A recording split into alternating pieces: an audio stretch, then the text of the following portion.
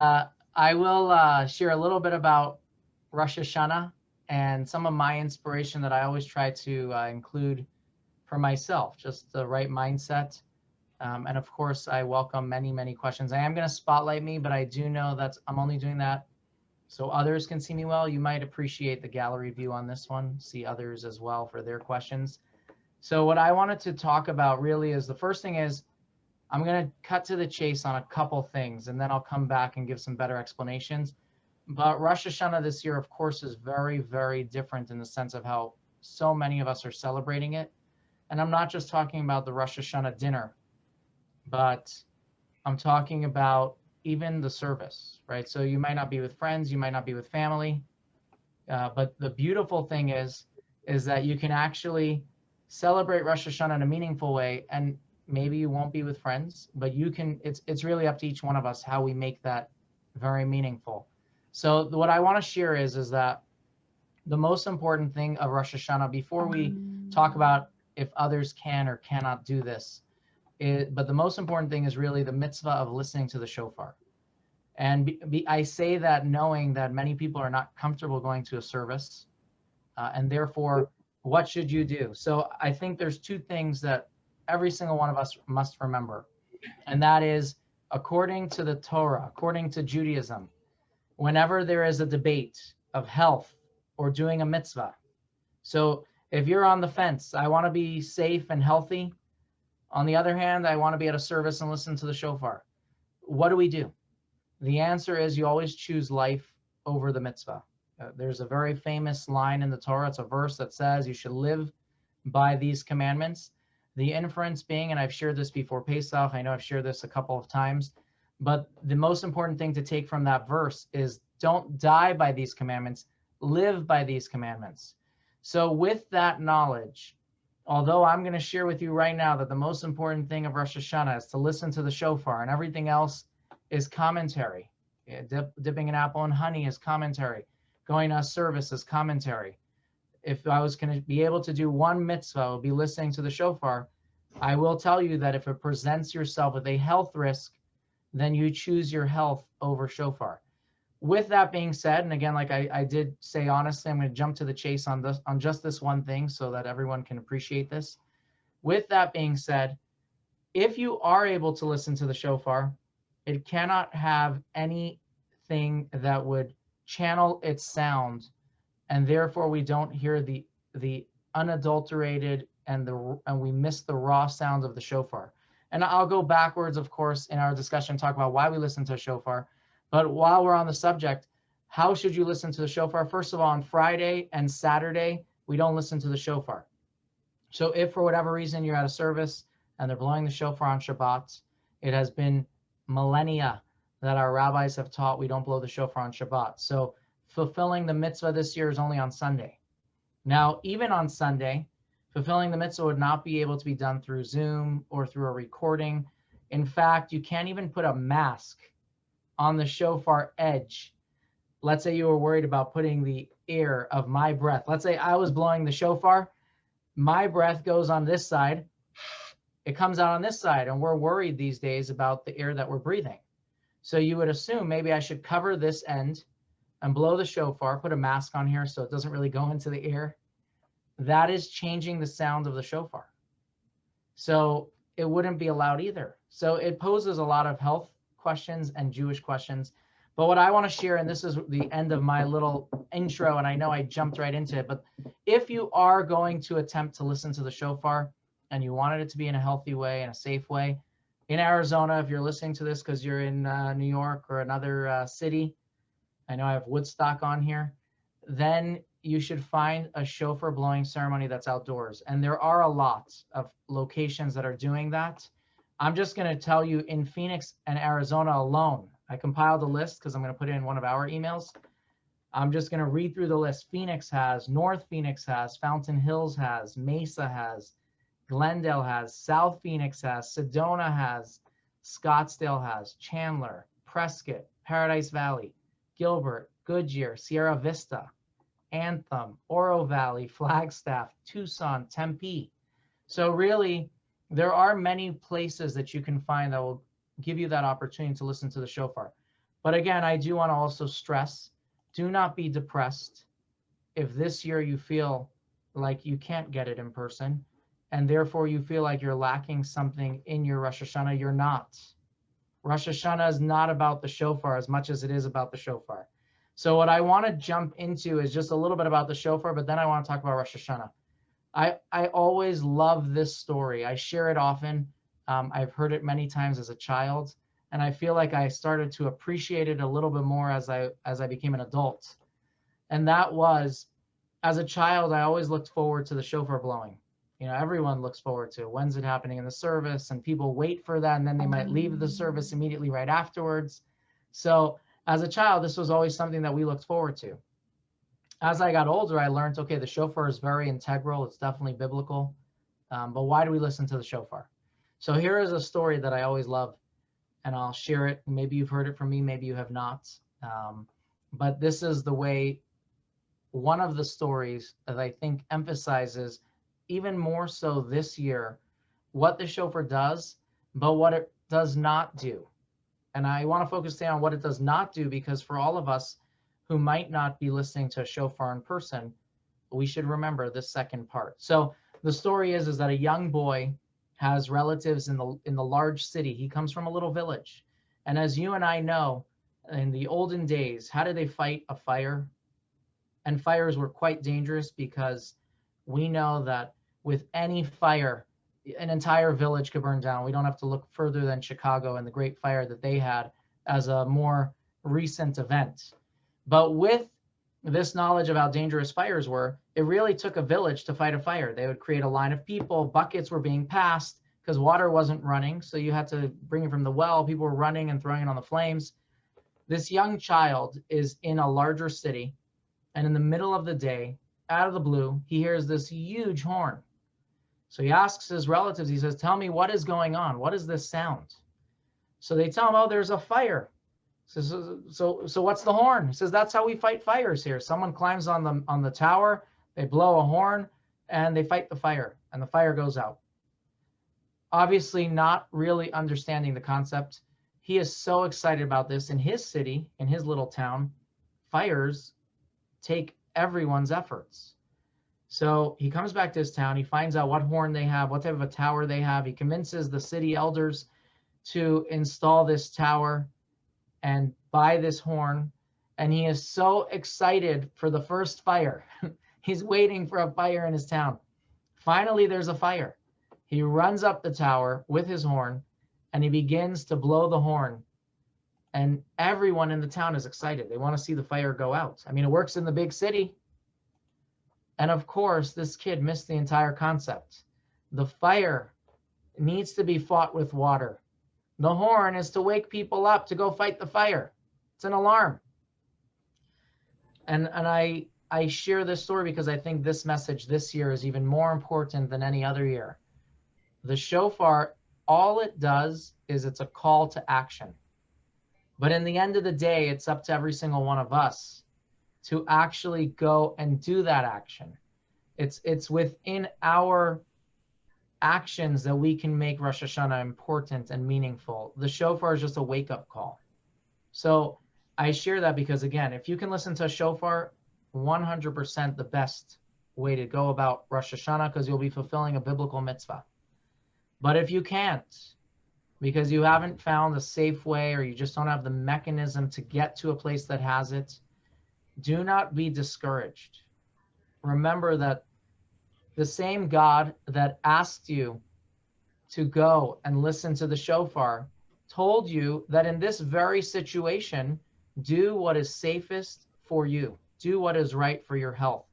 Do what is most important to living another year and celebrating another Rosh Hashanah, where you'll be able to listen to the shofar in person.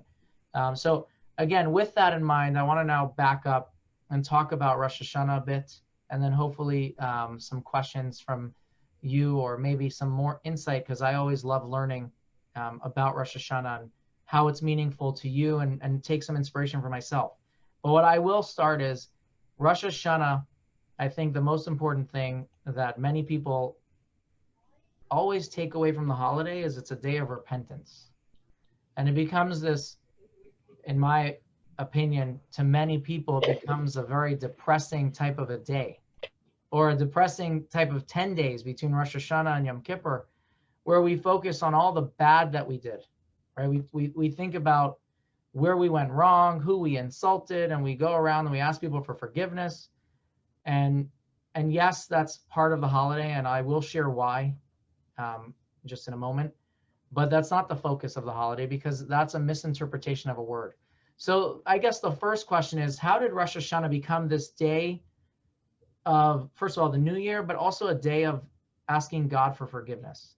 The answer is, I think, quite revealing. The world was not created on Rosh Hashanah. Rosh Hashanah is the day that Adam and Eve were created. So 6 days prior, in fact, Monday on the Jewish calendar, was the first day of creation. So why are we celebrating the Jewish New Year on day number 6 of creation? Why aren't we celebrating the Jewish New Year on day number 1 of creation? And the answer to that is also quite telling. The answer is because God created Adam and Eve. The entire purpose of creation was for mankind. We had someone on recently, his name was David Sachs, if anyone here remembers him, the writer for The Simpsons. And instead of sharing a story, he actually taught. And one of the things that he always shares, I started following him a little bit, and I always like this answer that he gives. We complain, why isn't the world good? Why do we see evil? Why do I see problems? And because of that, some of us are discouraged. Some of us question, is there even a God? And his answer always is the same, and I love his answer. His answer always is God created the world in a way that we should finish it, that we should complete it. So when you see problems, it's because God did not create it perfect. It's our role in this world to make the world better. And that role was only going to be achieved by God creating Adam and Eve, and of course, the progeny, us, who eventually are born, to continue this mission to make the world better. So Rosh Hashanah's real focus is that God created the world for Adam and Eve and for every single human being. Adam and Eve were not Jewish. I stress that on purpose, to make this world better. It's not a Jewish mission. It's a world mission for all mankind. We all play different roles, but it is one big purpose that we play together to make this world a better place. So when we celebrate Rosh Hashanah on the day that Adam and Eve were created, not on the day that God created the world, we're actually making a very big point. And that is that we matter, that every single one of us matters, that God needs every single one of us individually to make this world better. God needs our actions. And now the question is, okay, how do I do that? How do I make my world better? How do I not get stuck in all the negativity and focus on the positive? And that is where the Torah comes to play. And that is where we have 613 commandments. Of course, today, not all 613 are doable. But the idea is that this is where every single one of us plays our role in doing something, one thing, 2 things, 10 things, 100 things to make the world better. I always love this line. I share it ever since I've read it. And I'm sorry that I don't remember the rabbi who quotes this. But the quote was like this, that the way that we judge ourselves in Judaism is not by perfection, right? Our yardstick for success. How do I know if I'm successful?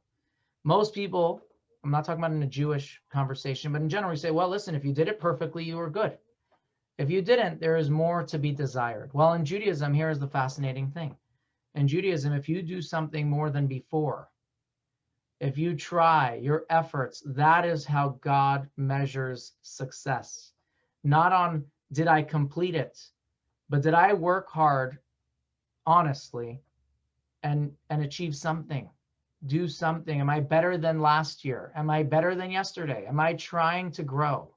That is how we are successful.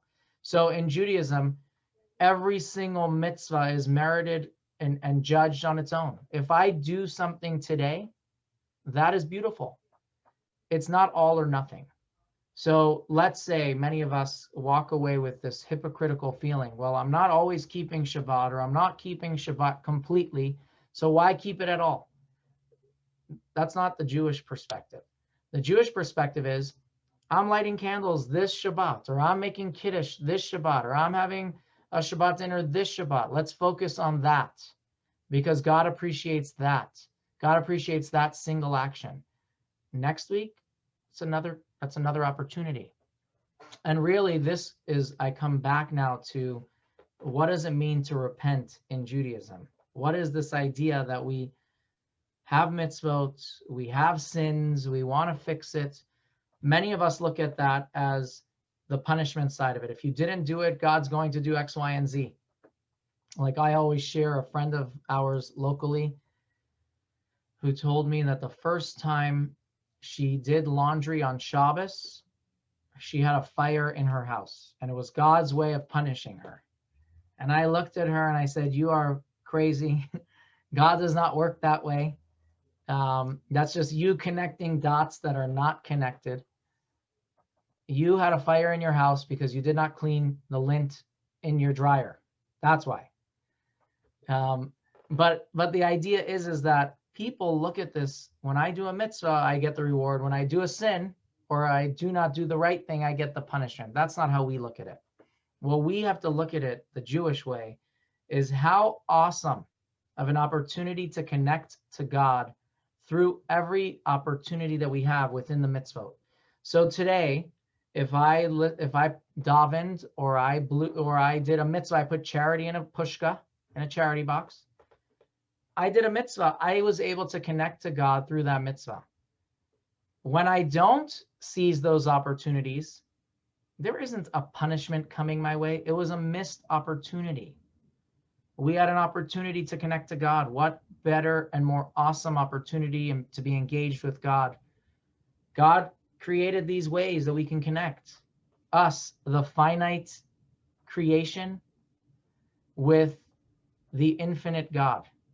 What better way and what better opportunity?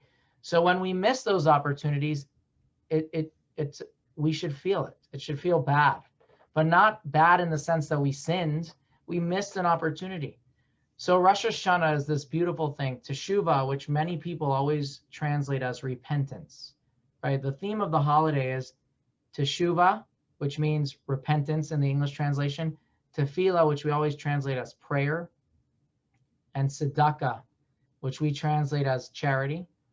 In the prayers, we always say these three things will get rid of any negative decree that was put upon us for the upcoming year. Because Rosh Hashanah is a day of judgment. God judges all of us, how our year will be. There's a very somber part to that. But again, it's all about how we focus on it.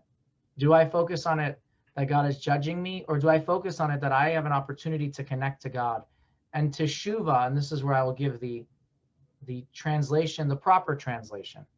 Teshuvah actually comes from a Hebrew word, which is shuv, to return. The emphasis of Teshuvah is to become close to God. It's not to focus on what we did wrong. It's to focus on our connection that we automatically have because we are created by God in God's image. So when we focus on that, then we can actually connect to God in a more meaningful way. We focus on these opportunities. So Rosh Hashanah is this day that I don't focus on all the negativity.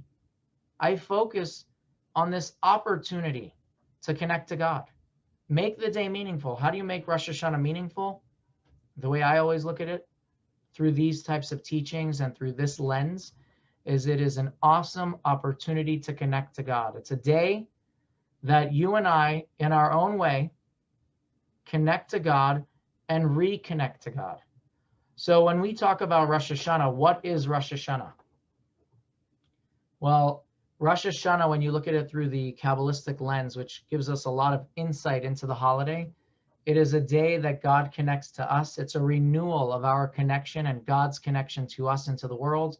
We crown God as our King. And if you look through the prayer service, this is exactly what you'll find. There are three different, I'm going to say, parts to the prayers when you start sort of analyzing what we're reading. you'll find that we have, number one, where we have the passages that are all about God being our king. What is a king to a king's citizens, or to a king's people and nation? It's their source of everything good. What is the second theme of the holiday? We have what's called zichronot, which is that we remind God of many good examples in our history of our forefathers, of other leaders in our Jewish history that went beyond the call of duty to show God that they were connected and loved. So we remind God about this because we are looking for merits. We're looking for a very good year. So we remind God, we are descendants of Abraham, Isaac, and Jacob, Moses, and all the different people from our history that end up in the prayers. And the last section is the shofar. How do we remind God about all of these memories?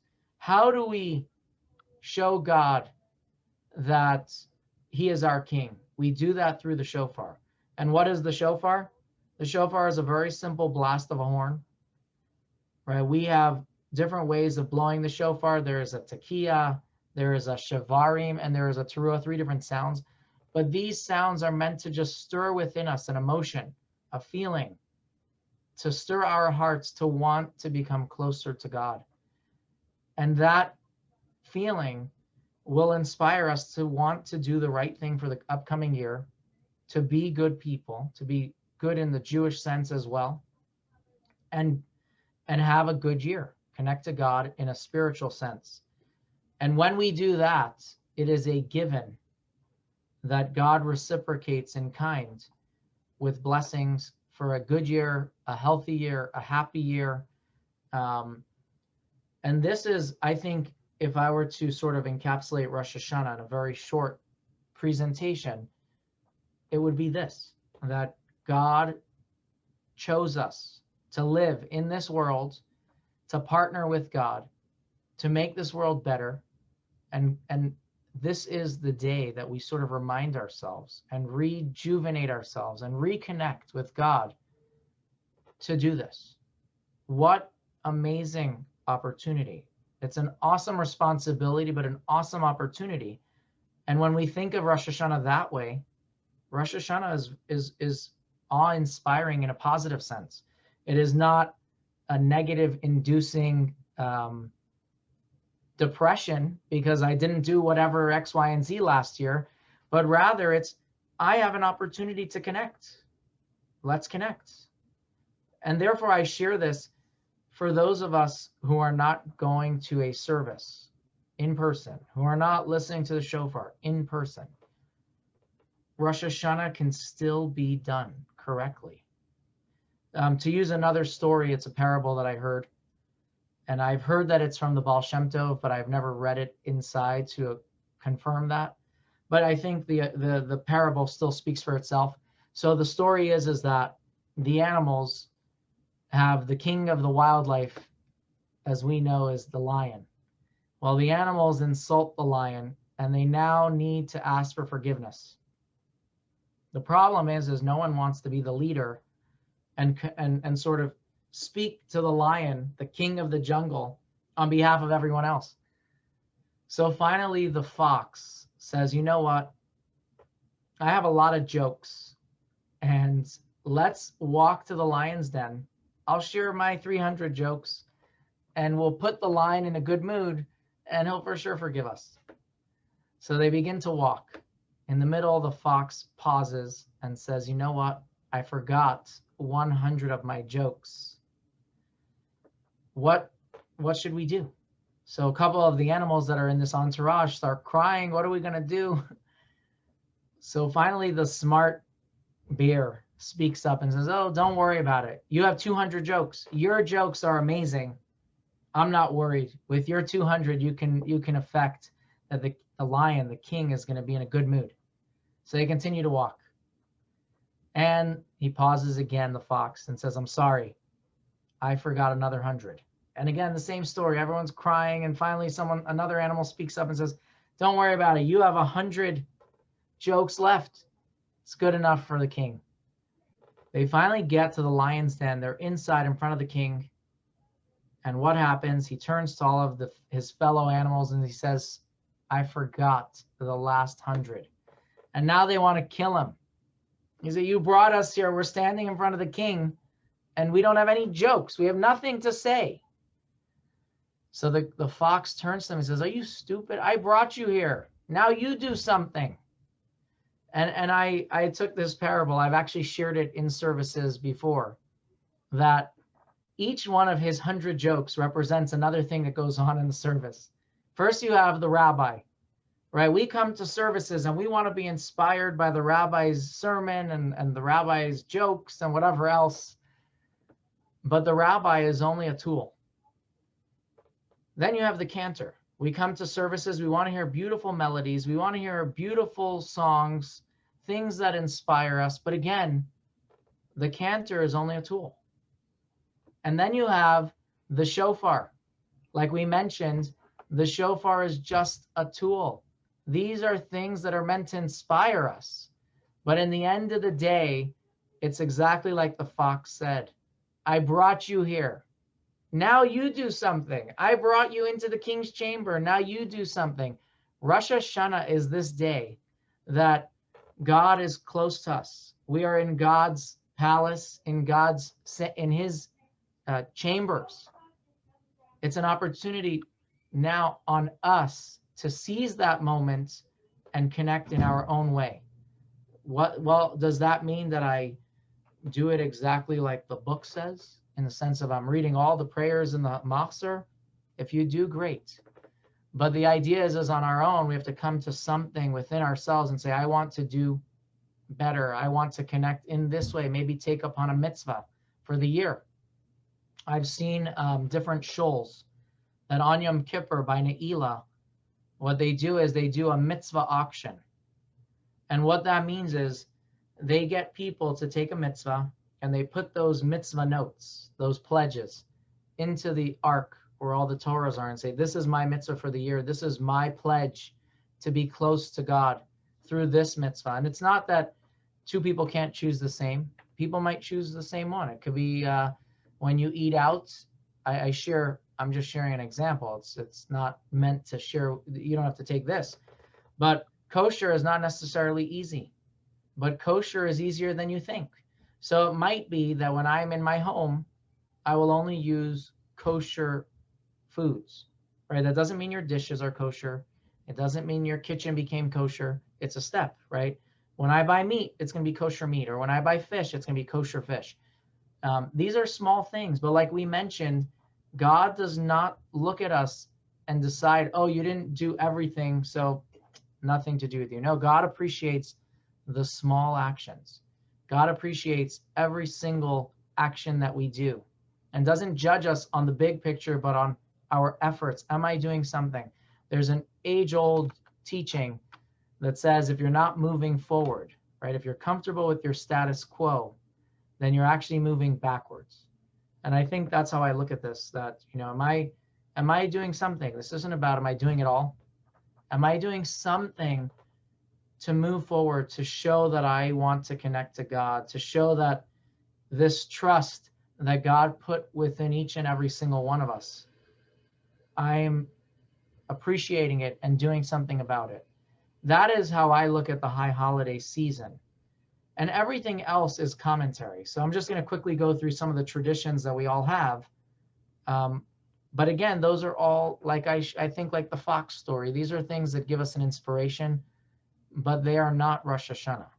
Rosh Hashanah is something that we have to do on our own, more than show up at services and more than listening to a shofar, but to pledge on our own, to be close to God, to want to connect to God. And how do we do that? Through the mitzvot that we are given. So with that in mind, I will share that the idea of Rosh Hashanah, like we said, is about connection. So we find in some of our traditions that we have for Rosh Hashanah, some of them are celebration, some of them are biblical. For example, we make a holiday meal, right? And a holiday meal, you might envision it with roast and brisket and everything else. But really, a holiday meal is that you sat down and you said, this meal is special. It's for Rosh Hashanah. It is a way of enjoying the holiday. Why do I have to enjoy the holiday through a meal? Well, again, like I said, a meal could be anything. Just because this year your meal looks differently than other years, that does not mean you're not enjoying it through the meal.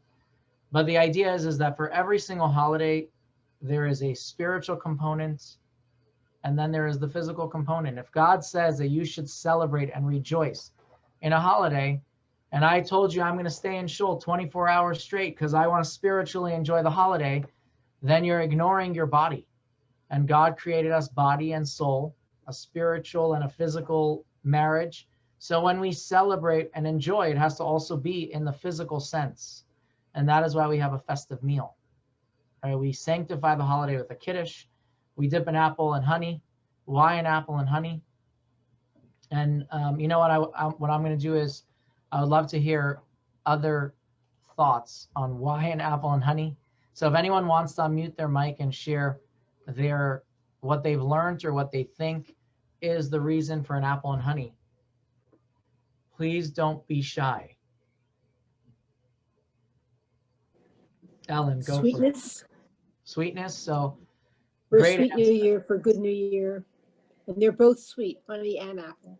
Yeah, so the short answer, and this is a great answer, the first answer that I will share, which is exactly what Ellen just shared, is that we celebrate with an apple and honey because apples are sweet, honey is sweet. So we chose two things to emphasize that we want a sweet year. And why sweet? Why do we always emphasize on sweetness? Because when we say that we want to have a sweet year, we mean that we want to have a good year, that no one has to explain to me that this is good, right? No one argues on the taste of sweetness. People argue all about taste, if something tastes good or not. But if something is sweet or not sweet, we all agree. So when we say have a sweet year, we're saying your year should be sweet. It should be full of good. So we do the apple and honey. But I do want to share, I guess, it is why an apple specifically? I always hear the answer from people, well, it's the fruit of the tree that Adam and Eve ate. And that is not correct. So if that was what you had thought it was, the apple was not the fruit that Adam and Eve ate. In fact, there are a number of opinions of what that fruit was, but none of those opinions ever say it's an apple. So I just put that out there. So why an apple? Like we said, apples are sweet, but I'll share something else. In the Song of Songs, which is a composition that King Solomon wrote, and in that Song of Songs, one of the things that he shares, it's really a love story. It's a parable of sorts of God's love for the Jewish people. And in it, King Solomon talks about the love that this husband and wife, and again, the husband and wife in the story are God and the Jewish people, the love that they had in the apple orchard. So we use a lot of symbolisms in Rosh Hashanah to remind God of certain things. One of those symbolisms is the apple in this example, where we're saying, remember that love that you have for us. Bless us with a good year. Here is another symbolism. There are many different horns that can be used for the shofar. What I am holding is a ram's horn. There are many different types of horns that are kosher for the shofar. There are also plenty of different horns that are not kosher, but within the kosher horns, there are people who specifically want to use a ram's horn. Why a ram's horn? Because the ram's horn is a horn that reminds God of another story. What is that story? Sacrifice of Isaac. Yes, thank you. The binding of Isaac. So what's the story of the binding of Isaac? Why are we reminding God about that? Number one, it shows how far Adam went. Sorry, not Adam, Abraham went for his love for God. God said, slaughter your only son, the son I love. It wasn't his only son, but the son from him and Sarah. Slaughter him, bring him as an offering for me. And what does Abraham do? He does it. Right? Most of us would say, okay, that's a test I'm not going to try. Especially if he prayed so long to have a child. 100 years old. So what is the story there?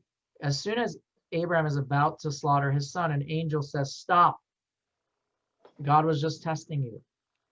But the continuation of that story, and I always think of the irony, is Abraham's upset.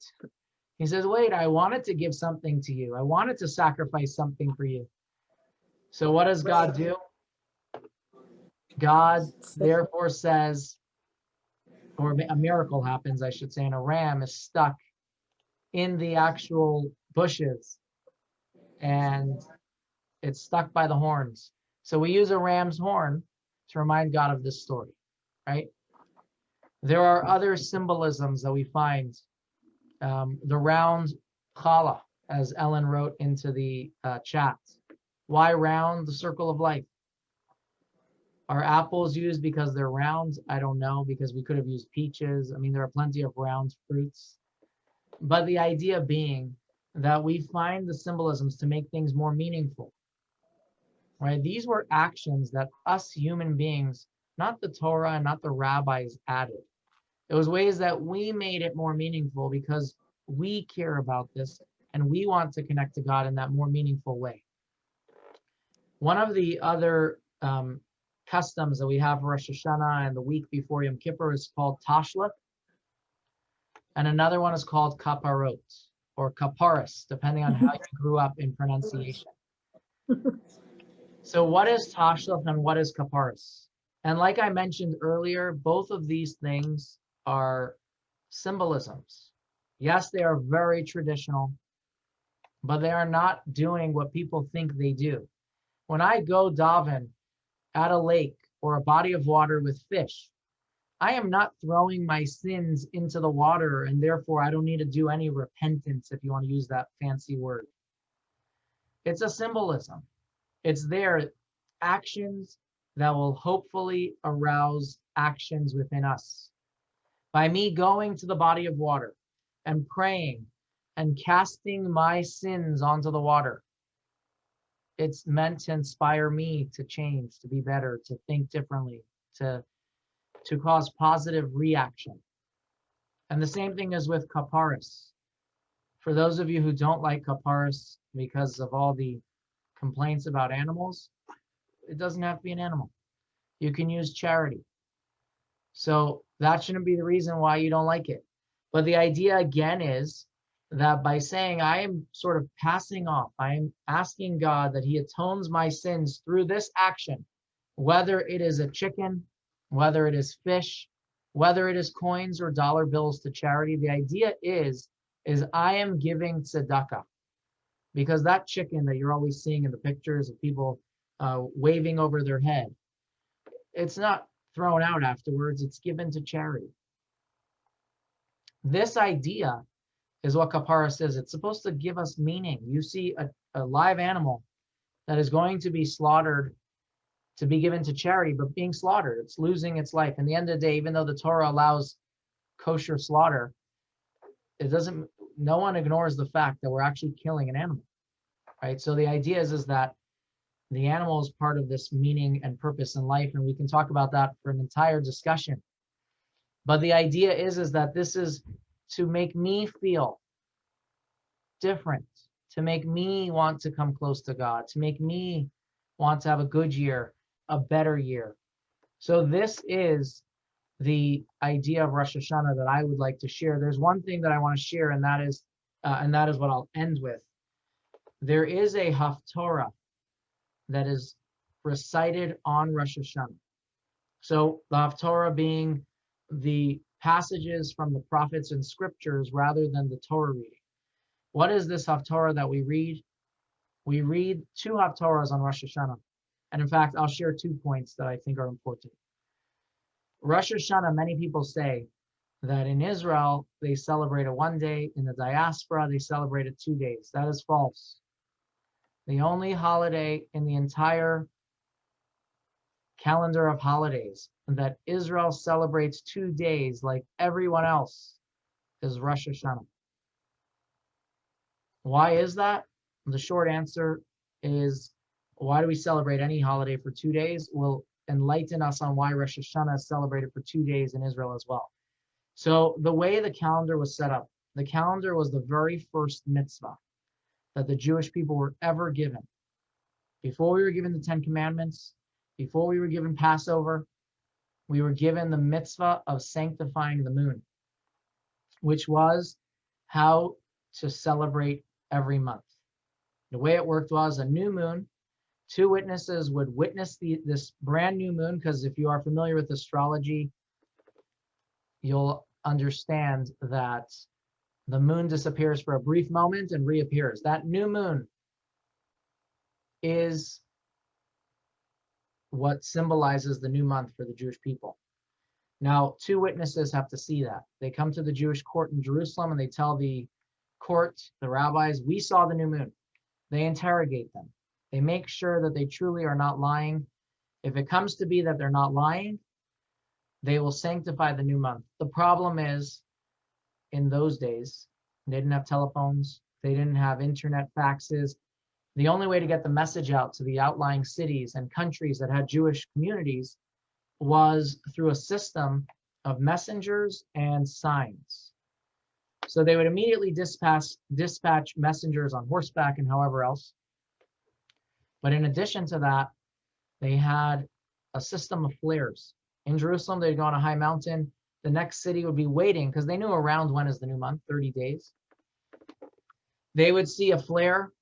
They would now wave a torch. The next mountain would wave a torch and they get the message out fairly quickly. The thing is, if you lived in the diaspora, you didn't get that message quick enough.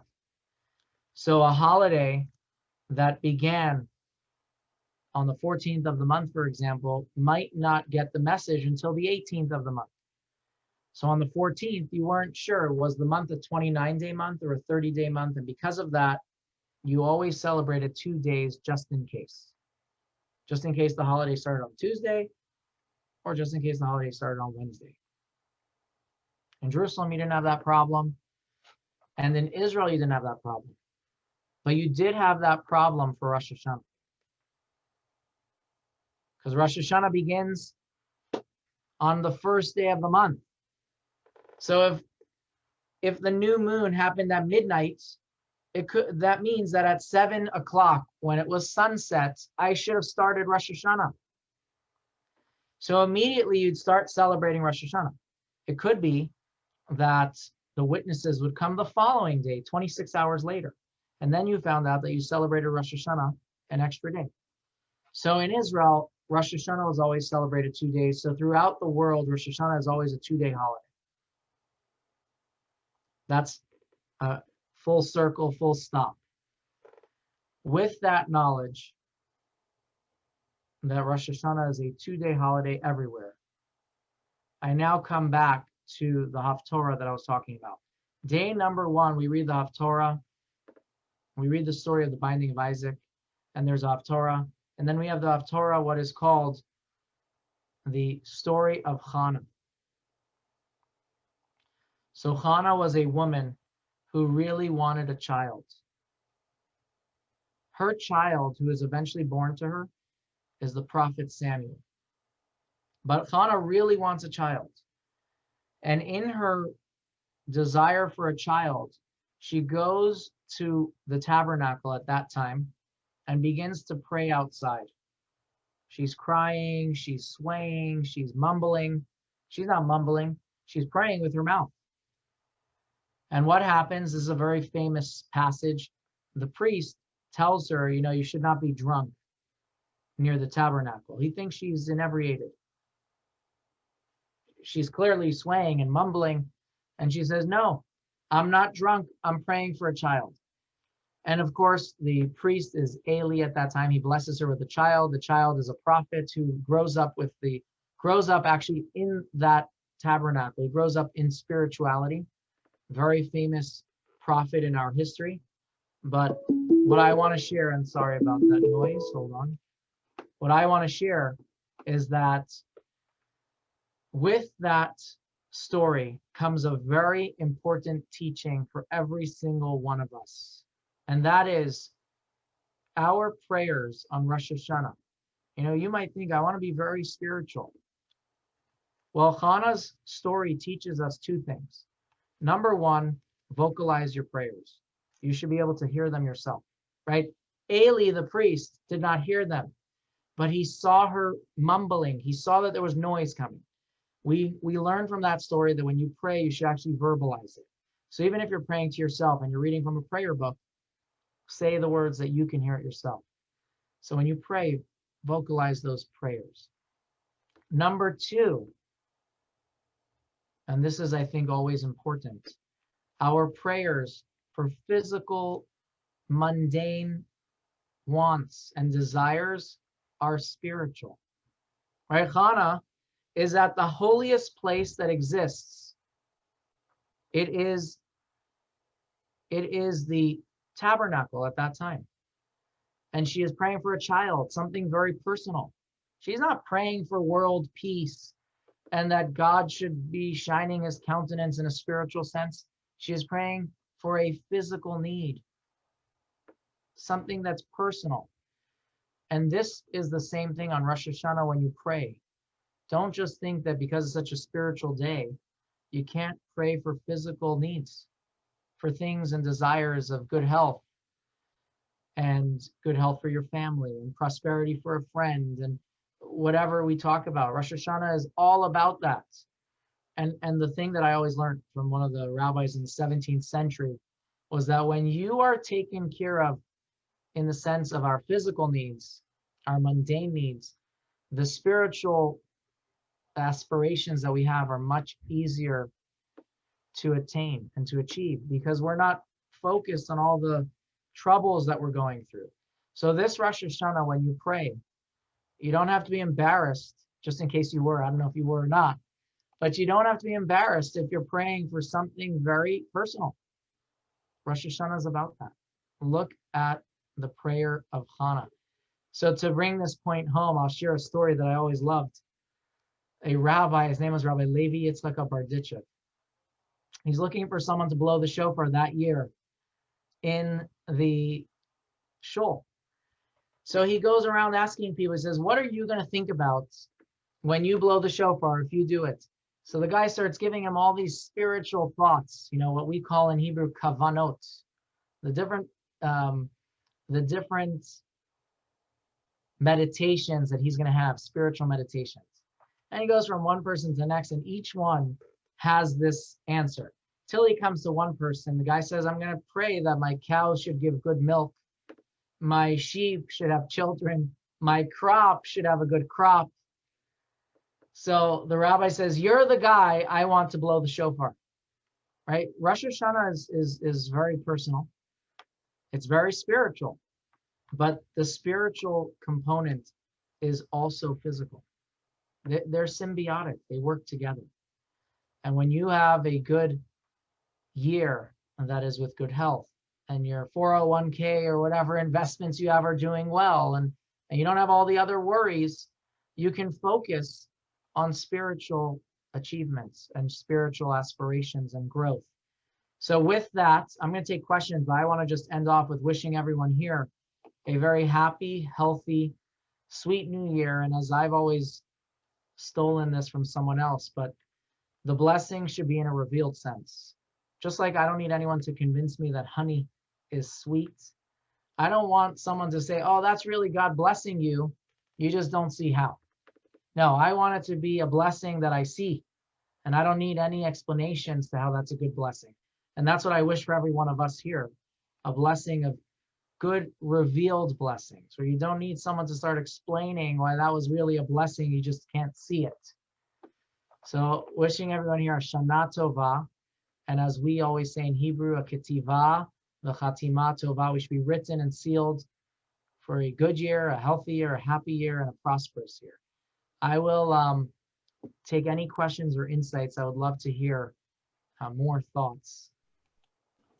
Rabbi, for the Tashlik service, are you supposed to bring bread so you can throw crumbs in? How does that work? So very good question. This is, I've seen different traditions. Like I know that people do have a tradition to throw bread into the river or body of water for the fish. It's not the tradition I grew up with, but that doesn't mean it's wrong. What it means is that it's not my tradition. So we never grew up with that tradition. But my kids love feeding the fish and the ducks. So they might have some bread, but it's not something we brought because of a tradition. But what is the Chabad tradition for observing it? So we read the prayer and then that's it. Okay, good. I don't have to bring bread then. No, you don't. You don't. But you'll see there will be plenty of people with bread. Okay. Rabbi? Yes. Yes, hi. So full disclosure right away, I practice Reform Judaism. And I taught first and second grade for 25 years in Scottsdale. And one of my dear colleagues, Lori, is right there with us today too. So in my classroom for first and second grade, this was the sign: try your personal best. And that was an everyday occurrence. So that is always my philosophy with whatever I do. And I don't think I need, although I love Rosh Hashana, I don't think I need to have anything formal only on these couple of days or this week or these 10 days. I think every day we should be trying to do our best to do mitzvahs all year, every year. So first of all, I love that point, and I'm going to share 2 points because there's no such thing as reform or conservative or orthodox ways of Judaism. So I always take note to that. I don't take offense to that. What I mean by that is all of the tags are they just divide us. And of course, we all want to follow the Torah. And so your point is very important. I think it's an important point that we have to do our very best, and how and why is not our job to judge. There's that's number one. But number two is I also agree with what you said. I don't know if we're reading it the same way, that our Judaism is not supposed to be Rosh Hashana and Yom Kippur. So we are supposed to have this all year round. We just have an opportunity. I kind of look at it like when you go to sleep, you had a bad day, you wake up, it's a new day. There's a reset. Rosh Hashanah is kind of that opportunity. It's a clean slate.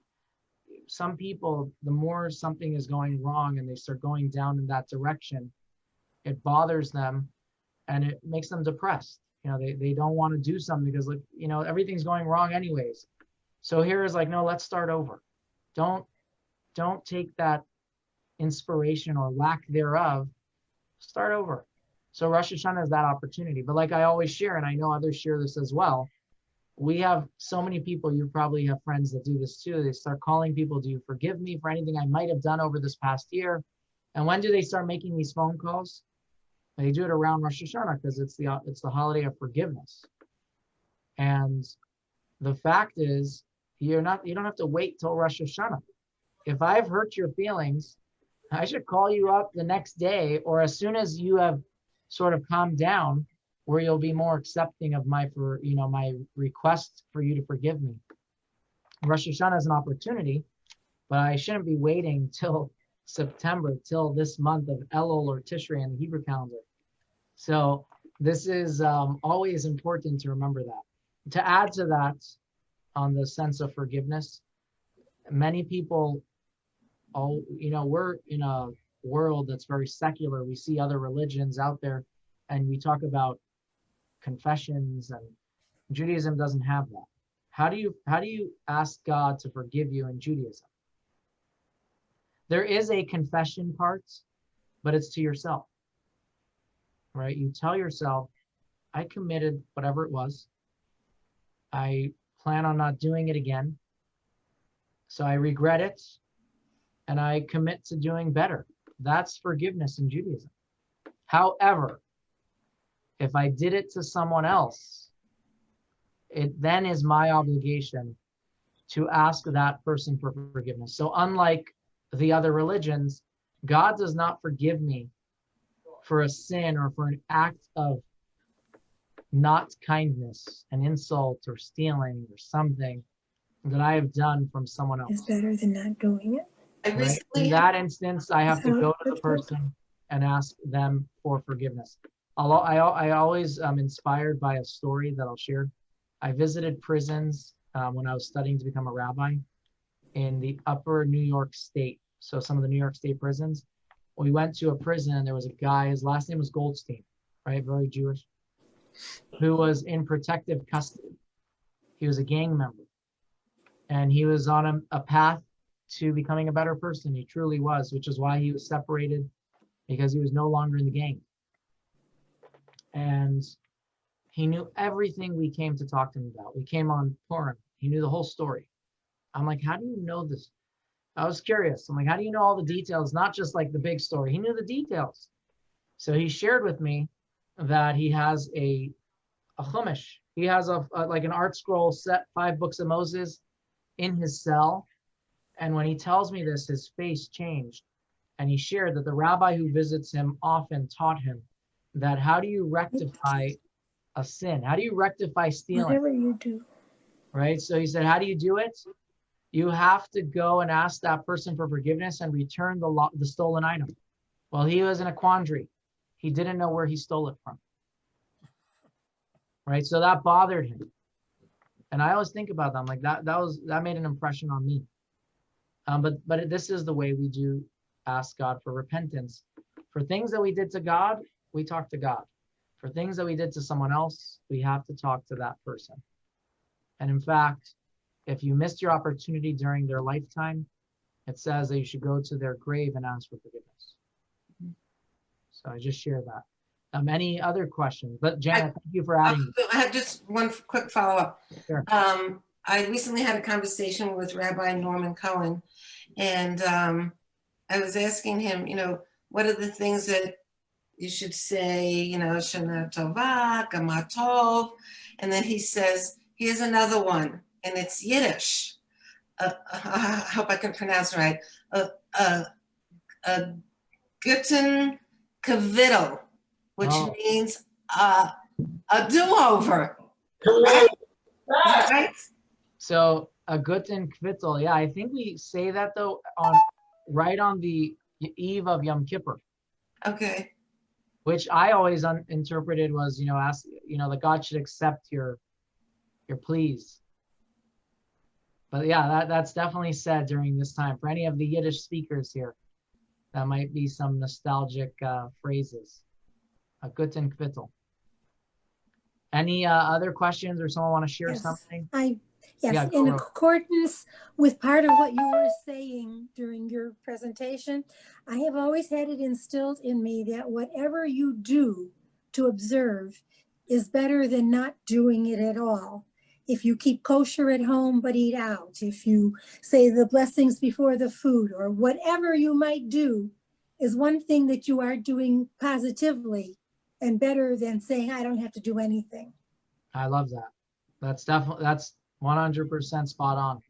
And I know that the statistics show that when you do something, it gets you inspired to do something else, right? When you and like you said, at home you might keep kosher. Outside it might be a different story, but while you're doing it, and that's important. Yeah. Okay. Can I ask a personal question? Yeah, go for it, Ross. I have a medical condition which doesn't allow me to eat hard things. I substitute applesauce for regular apple? So first of all, the answer is of course. And if you want to know the reason why, there's nowhere that it says it has to be this way or another way. So the idea of apples, like we said, is very symbolic. So if you're having an apple sauce instead of a hard apple, good for you. And if you want to make sure you have it with honey, put a little honey on your applesauce. But the idea is it's not something that you have to worry about if you did it or didn't do it. Thank you. It'll put you in the spirit. It's a good reason to do it. Phyllis, did you have a question? Yes, I'm curious. Since this is an unusual year as far as the holiday is going to become more home-centered than shul-centered. Right. If you had your own shofar, could you complete the mitzvah if you could blow it? Yes, yes, 100%. Oh, okay. Thank you. I was In just fact, curious. No, in fact, you raise a good point. I should have even mentioned that for any of you here who have your own shofar, if you can get your shofar to sound, you've already fulfilled the mitzvah. Of course, there are better and more correct ways to do it. But even hearing a sound of the shofar is listening to the shofar, right? So I'm going to just blow my shofar for a minute. Hopefully the speakers don't take feedback. There are different sounds that we make on the shofar. We make a long sound, which is a tekiah, right?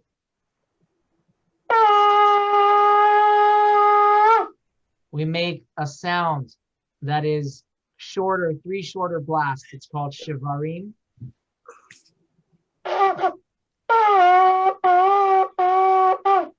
And then we have what's called a teruah, which is 9. And you don't have to count 9. The idea is it's short, short blasts. And that's like this.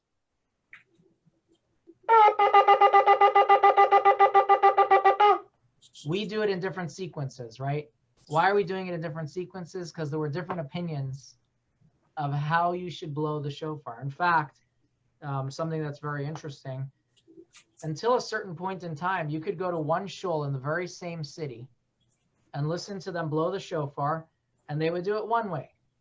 And then you went to another shul in the very same city and they blew it a different way. Why was that? Because it says the shofar should sound like the cry of a child. Now, I have 3 children and they all cry differently. So can you imagine, like, okay, which way should it be? So but everyone was doing it similarly. They just had different customs until the rabbi said we need one custom throughout all of Judaism. And that's why we have a mixture of them all. So you always begin with the long blast and end with the long blast. The middle is what changes. The middle has 3 options. Just the short 3, just the long 9, the shorter 9, or a mix of them both, of 3 and the 9. So again, it is if you have a shofar and you cannot make it to service, definitely blow your shofar at home. Now, shofars can be not kosher. I don't know if you know that. When I say that, I don't mean a shofar that came from an animal that wasn't suitable to be a shofar, but shofars that have a crack in their shofar. No, and when I say crack, I don't mean like the design specs that are there from the natural animal, but I mean like a real crack. Maybe it fell and it splits. If a shofar has a crack in the midsection, it would almost always render it not kosher. It depends which way the crack is, and it has different rules. The reason for that is it changes the sound of the shofar. So if you have a beautiful decorative shofar, like with silver, if it goes beyond the lip of your shofar, it would mean that the sound changes, right? Because if I blow the shofar like this, and then I take my hand and sort of create a longer shofar, it's going to sound differently. I'm going to try it. I'm just covering with my hand. But the same thing would happen if I took a longer silver or some decorative addition. So again, the shofar can be blown at home and you can do the mitzvah on your own. Great question. I have to